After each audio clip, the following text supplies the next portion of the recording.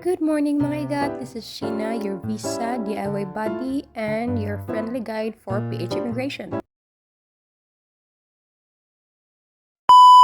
Good day mga igat! Welcome back to my account. I'm gonna share another visa tip, and next one will be tips for going through immigration. Ayan na naman yung dry skin sa lips ko. It's obvious but ganun talaga. Mga igat, I'm gonna share yung 6th tip or reason bakit kayo nadi-deny sa visa, okay? Possible reason bakit na-deny kayo sa visa, it's because mali-mali yung date na nalagay nyo. Meaning, hindi sila magkapareho sa application form, sa letter nyo, sa invitation letter ng sponsor nyo, or sa sponsorship letter or form ng sponsor nyo. And also, magkaiba siya sa insurance certificate na kinuha nyo.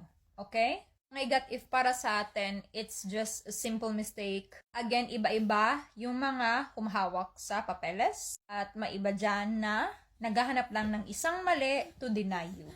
So please review everything bago kayo magpasa. Make sure na magkatugma lahat.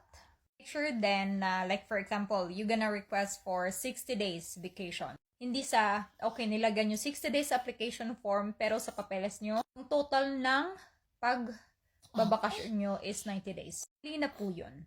Okay? Dapat na consistent kayo sa mga informations na ilalagay nyo. And again, please, let's avoid to put wrong information, to put wrong details, kahit na gaano pa yan kasimple for you, kahit na gaano kaliit yan na detalye, because it matters. Follow for more and have a great day!